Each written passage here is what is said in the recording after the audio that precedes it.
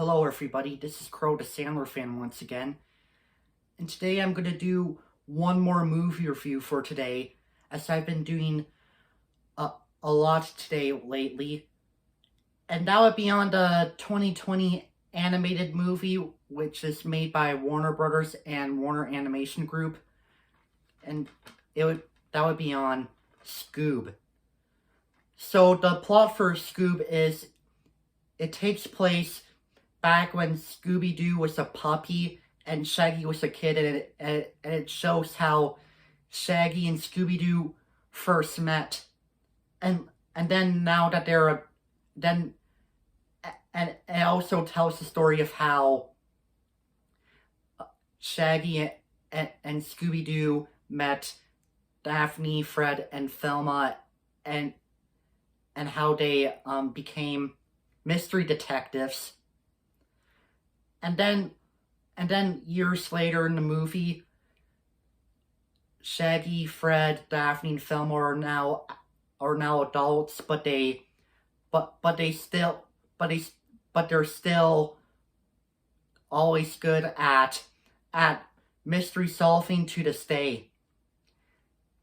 And later on in the movie, we have this villain named Dick Dastardly, played by Jason Isaacs, who basically wants to take over the world and stuff, and to even kidnap Scooby-Doo.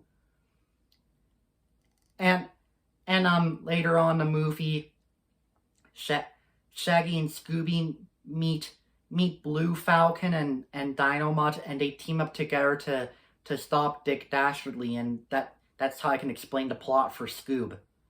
What do I think of this movie? Now, I heard some people say that they didn't. I heard that some people didn't really like Scoob, and some said it was boring. But in my honest opinion, I actually really enjoyed Scoob. I still enjoy Scoob even to this day. It's really good and funny and even heartwarming. And I especially really like the animation. Warner Animation Group always does a great job with their animation in their movies. And it had a really great casting. I thought Will Forte did a great job voicing Shaggy, and he's even pretty good of the way he impersonated Shaggy. And once again, Frank Welker reprises his role as Scooby-Doo. He does great as Scooby-Doo as always. And Zac Efron did a good job playing Fred. And Amanda Seyfried did a good job playing Thelma. And even Gina Rodriguez did a good job playing Thelma. And a lot of characters in the movie I really liked. However, I was never a fan of the villain Dick Dastardly. I just thought the film was pretty unfunny and kind of weak too.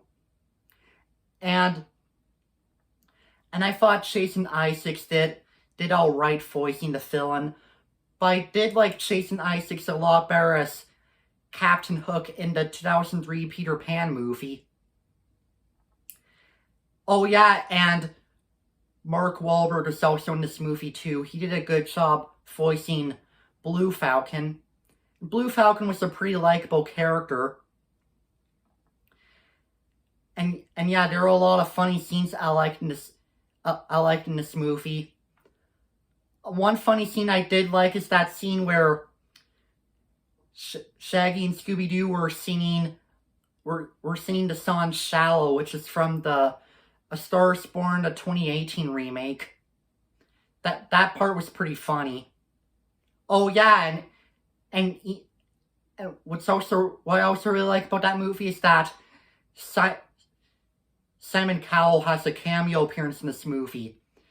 Simon Cowell did pretty good voicing an animated version of himself, and he was pretty funny in Scoob as well. Oh yeah, and another funny line I cracked up at was when Simon Cowell was dissing the way Shaggy and Scooby-Doo were singing and calling them bad singers. And Scooby-Doo responded by leaving the coffee place, saying, I believe he was saying, "No coffee for you," which kind of sounds like the iconic catchphrase "No soup for you" from Seinfeld. That line was pretty funny when Scooby-Doo said that. Overall, there's nothing really else I could say about Scoob. To any of you who haven't seen Scoob yet, I definitely recommend it. It's a really good, funny, and heartwarming film. And it's even good for the whole family. It's definitely a movie worth for the whole family to watch. So for my final rating of Scoob, I'm going to give it a 9 out of 10 stars. It's a pretty good and funny animated movie from 2020. So I hope you all enjoyed my review on Scoob. Let me know what you think in the comments. This is me saying peace out.